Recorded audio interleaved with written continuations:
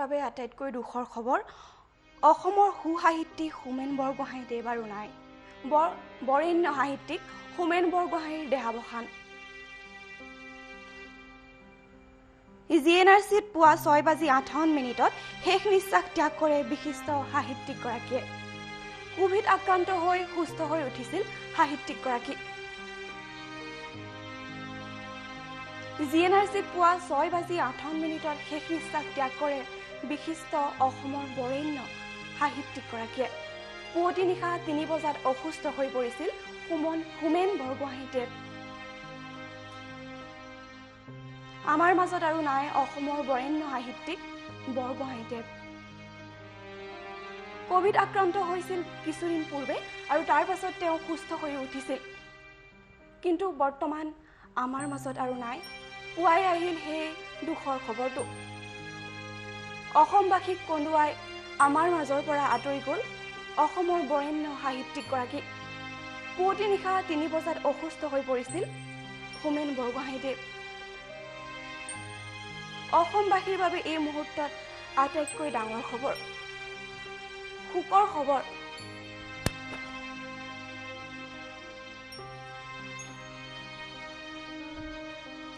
পুৱতি নিশা 3 বজাত অসুস্থ হৈ পৰিছিল অসমৰ বৰেণ্য সাহিত্যিকগৰাকী হোমেন বৰগোহাঞিদেৱ অসমৰ এগৰাকী সাহিত্যিক সাংবাদিক সমালোচক কবি আৰু গল্পকাৰ 1978 চনত পিতা পুত্ৰ গ্ৰন্থখনৰ বাবে অসমীয়া ভাষাত সাহিত্য অকাডেমী বঁটাৰে সন্মানিত হৈছিল 1932 চনত হোমেন বৰগোহাঞিৰ অসমৰ লখিমপুৰ জিলাৰ ঢকুৱাখানাত জন্ম হৈছিল 50ৰ দশকৰ পৰাই কবিতা গল্প উপন্যাস বিভিন্ন ৰচনা আদিৰে এইজনা সাহিত্যিকে অসমীয়াৰ মানসিক পৰিপুষ্টি সাধন কৰি আহিছে লেখক হিচাপে বা মানুহ হিচাপে যাৰ আছে এক অগতানুগতিক ব্যক্তিত্ব আৰু এক ব্যতিক্ৰম সদায় মন আৰু চকু দুয়োটাকে আকৰ্ষণ কৰে বৰগোহাঞিদেৱৰ সাহিত্য সৃষ্টিৰ কোনো দিশেই গতানুগতিক নহয় ই নিত্য নতুন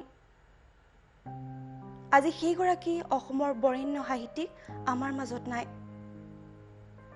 বৰগোহাঞিদেৱৰ ৰচনাশৈলী শব্দ সংযোজনা বিষয়বস্তুৰ উপস্থাপনা এই সকলোবোৰতে প্ৰতীয়মান হৈছে লেখক হিচাপে তেওঁ সফল তেওঁৰ সাহিত্য প্ৰতিভাই অসমৰ প্ৰতিজন সাহিত্যপ্ৰেমীক মোহাচন্ন কৰিবলৈ সক্ষম হৈছে বিভিন্ন নৰক নামৰ এখন কিতাপৰ বাবে তেওঁ চৰকাৰী চাকৰিৰ পৰা অব্যাহতি ল'বলৈ বাধ্যত পৰে চাকৰিৰ পৰা ওলাই তেওঁ সাংবাদিক জীৱনৰ লগত সাঙুৰ খাই পৰে তেওঁৰ কলমেদি কেইবাখনো আত্মজীৱনীমূলক কিতাপ প্ৰকাশ পাইছে প্ৰতিখন কিতাপতে এক সুকীয়া আমেজ দিবলৈ সক্ষম হৈছে হোমেন বৰগোহাঞিদেৱে মোৰ টোকাবহীৰ পৰা তেওঁৰ এখন অতি উল্লেখযোগ্য কিতাপ তেওঁৰ বিভিন্ন উপন্যাস আছে হাউদৰ পুতেকে নাও মেলি যায় হালধীয়া চৰায়ে বাও ধান খায় অস্তৰাগ পিতা পুত্ৰ তেওঁ ৰাজনৈতিক উপন্যাসো লিখিছিল কুশীলৱ তিমিৰ তীৰ্থ এদিনৰ ডায়েৰী বিষণ্ণতা নিসংগতা সুবালা মৎস্যগন্ধা তান্ত্ৰিক বহুকেইখন তেওঁ ৰাজনৈতিক কিতাপো লিখি থৈ গৈছে তেওঁ কবিতাও লিখিছিল তেওঁৰ কবিতা পুথি হৈছে হৈমন্তী প্ৰবন্ধও লিখিছিল তেওঁ প্ৰজ্ঞাৰ সাধনা গদ্যৰ সাধনা পাঠকৰ টোকাহী উচ্চাকাংক্ষা 80ৰ দশকৰ দস্তাবেজ বিভিন্ন অভিজ্ঞতা আৰু অনুভূতি মানুহ হোৱাৰ গৌৰৱ আধুনিক যুগৰ জন্ম কাহিনী কিতাপ পঢ়াৰ আনন্দ শৰীৰ আৰু হৃদয় সাৰাংশ জিজ্ঞাসা স্বৰ্গ আৰু নৰক ৰহস্যময় বিষাদ আৰু যন্ত্ৰণা এনেধৰণৰ বহুতো তেওঁ প্ৰবন্ধ লিখি থৈ গৈছে অসমৰ সাহিত্যৰ ভঁৰাল পুষ্ট কৰি থৈ গৈছে তেওঁ জাৰ্মান গল্পও লিখিছিল জীৱনৰ মধুৰতম সময় হৃদয়ৰ মানচিত্ৰ সুস্থ দেহত সুস্থ মন ডাৰউইন মই যেতিয়া ক্লান্ত হওঁ অন্তহীন প্ৰেৰণাৰ উৎস লুই পেষ্টিঅ' মোৰ প্ৰিয় মানুহ ছক্ৰেটিছ আত্মদীপক মোৰ টোকা বহীৰ পৰা মোৰ সাংবাদিক জীৱন তেওঁৰ আত্মজীৱনী 3টা খণ্ডত সমাপ্ত হৈছিল ধুমুহা আৰু ৰামধেনু এইগৰাকী বৰেণ্য ব্যক্তিৰ জন্ম হৈছিল লখিমপুৰৰ ঢকুৱাখানাত আজি পুৱাই আহিল সেই দুখবৰটো কেইদিনমান পূৰ্বে কোভিড আক্ৰান্ত হৈ উঠিছিল আৰু তাৰ পিছত সুস্থ হৈ উঠিছিল কিন্তু আজি পুৱতি নিশা 3 বজাত তেওঁ অসুস্থ হৈ পৰাৰ খবৰ আহিছিল আৰু তাৰ পিছতে পুৱাৰ ভাগলৈ আহে সেই দুখৰ খবৰটো 40 বছৰৰ সাংবাদিকতাৰে অভিজ্ঞতাৰে পৰিপুষ্ট বৰগোহাঁইয়ে শেহতীয়াভাৱে এটা ব্যক্তিগত বাতৰি চেনেল নিউজৰ জৰিয়তে পৰিচালনা কৰা সাক্ষাৎকাৰ ভিত্তিক অনুষ্ঠান হোমেন বৰগোহাঁইৰ সৈতে মুখামুখি এটা অনুষ্ঠান কৰিছিল যিটো অনুষ্ঠান অতি জনপ্ৰিয় হৈ পৰিছিল অসমত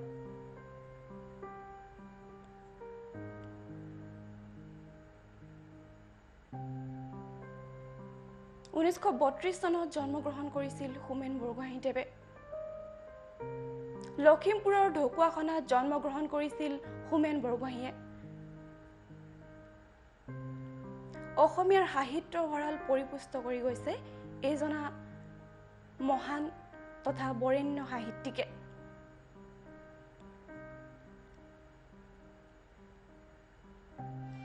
আজি পুৱাই সেই দুখবৰটো আহিল অসমবাসীক কন্দুৱাই গ'লগৈ অসমৰ বৰেণ্য সাহিত্যিক হোমেন বৰগোহাঁইদেৱ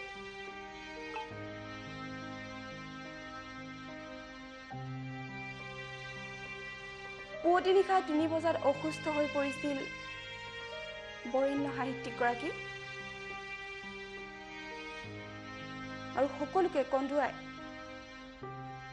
আজি তেওঁ অসমবাসীৰ পৰা বিদায় মাগিলে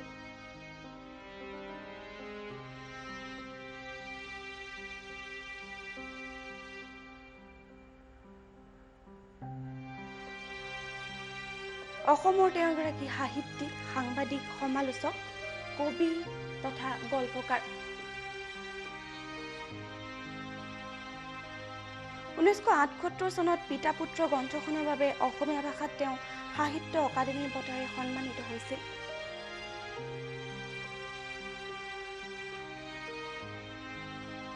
তেওঁৰ বিভিন্ন উপন্যাস আছে হালধীয়া চৰায়ে বাওধান খায় অস্তৰাগ পিতা পুত্ৰ তেওঁ ৰাজনৈতিক উপন্যাসো লিখিছিল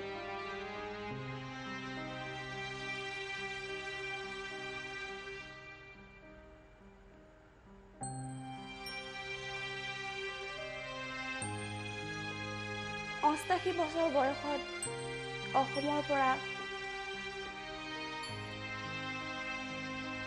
বিদায় মাগিলে এগৰাকী অসমৰ বৰেণ্য সাহিত্যিকে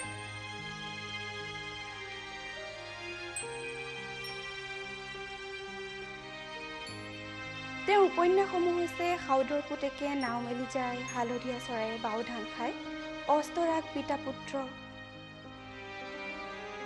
ৰাজনৈতিক উপন্যাস হৈছে কুশীলৱ তিমিৰ তীৰ্থ এদিনৰ ডায়েৰী বিষণ্ণতা নিসংগতা সুবালা মৎস্যগন্ধা তান্ত্ৰিক কবিতা পুথি তেওঁ কবিতাও লিখিছিল তেওঁ কবিতা পুথিসমূহ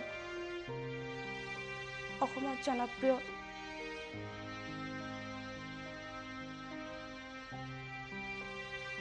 তেওঁ গভীৰ তত্ত্বমূলক প্ৰবন্ধও লিখিছিল প্ৰজ্ঞাৰ সাধনা গদ্যৰ সাধনা পাঠকৰ টোকাহী উচ্চাকাংক্ষা আশীৰ দশকৰ দস্তাবেজ বিচিত্ৰ অভিজ্ঞতা আৰু অনুভূতি মানুহ হোৱাৰ গৌৰৱ আধুনিক যুগৰ জন্ম কাহিনী কিতাপ পঢ়াৰ আনন্দ শৰীৰ আৰু হৃদয় সাৰাংশ জিজ্ঞাসা স্বৰ্গ আৰু নৰক ৰহস্যময় বিষাদ আৰু যন্ত্ৰণা জীৱনৰ মধুৰতম সময় হৃদয়ৰ মানচিত্ৰ এগৰাকী বৰেণ্য সাহিত্যিক কোভিড আক্ৰান্ত হোৱাৰ কিছুদিন পিছতে আজি এনেদৰে 6:58 শেষ নিশ্বাস ত্যাগ কৰিছে অসমবাসীৰ বাবে অতি দুখৰ খবৰ আজি অতি শোকৰ দিন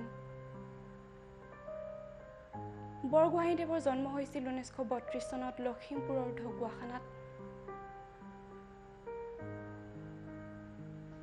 40 বছৰ সাংবাদিকতাৰে অভিজ্ঞতাৰে তেওঁ পৰিপুষ্ট। তেওঁ অসমীয়া সাহিত্যৰ ভঁৰাল চহকী কৰি থৈ গৈছে।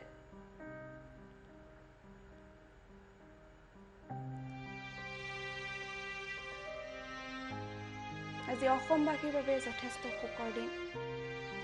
কভিডে আমাৰ মাজৰ পৰা বহু মানুহ লৈ গৈছে, কিন্তু তেওঁ কভিড আক্ৰান্ত হৈ সুস্থ হৈ উঠিছিল। পুৱতি নিশা 3 বজাত তেওঁ হঠাৎ অসুস্থ হৈ পৰে আৰু পুৱা 6:58 আহিল দুখৰ খবৰটো।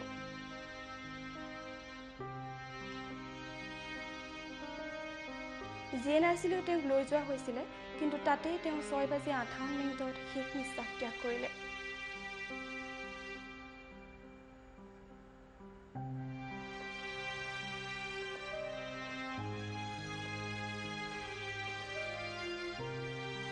পুৱাই আহিল অসমবাসীক কন্দুৱাই সেই দুখৰ খবৰটো।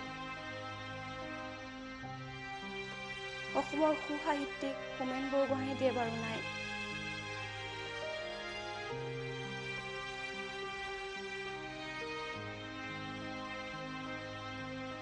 সাহিত্য অকাডেমি বঁটাৰে সন্মানিত হৈছিল অসমৰ এগৰাকী সুসাহিত্যিক।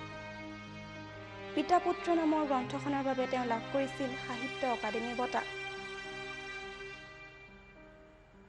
লখিমপুৰৰ ঢকুৱাখানাত জন্মগ্ৰহণ কৰিছিল অসমৰ সুসাহিত্যিক হোমেন বৰগোহাঞিদেৱে।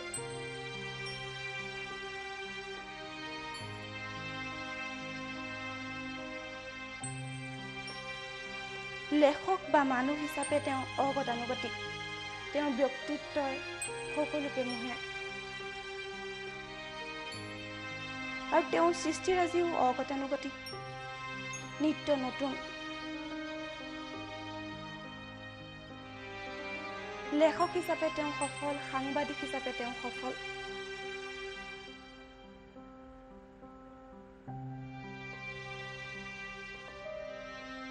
চল্লিশ বছৰ ধৰি তেওঁ সাংবাদিকতা কৰিছিল।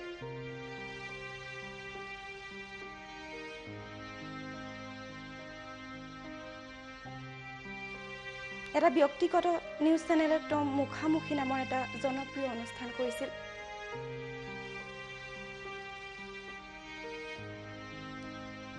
এই অনুষ্ঠানটোক লৈ এখন কিতাপো ৰচনা হৈছে।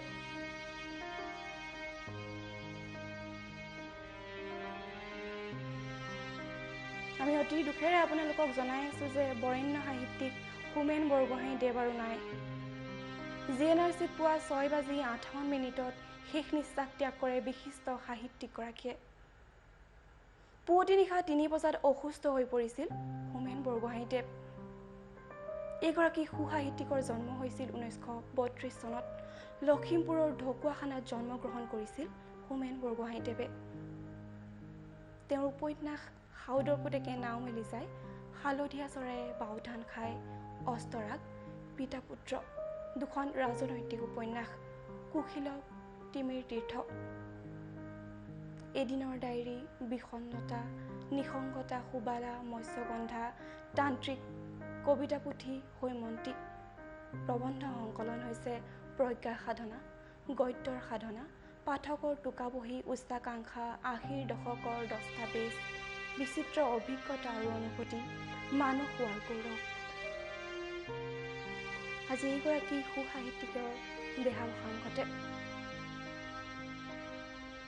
কভিডক যুঁজি তেওঁ অতিক্ৰম কৰিছিল কভিড, কিন্তু তাৰ পিছত পুনৰ অসুস্থ হৈ পৰে। পুৱতি নিশা 3 বজাত অসুস্থ হৈ পৰে হোমেন বৰগোহাঞিদেৱ আৰু তাৰ পাছতে তেওঁক GNRCত ভৰ্তি কৰা হয় আৰু GNRCতে 6:58 তেওঁ দেহাৱসান হয়।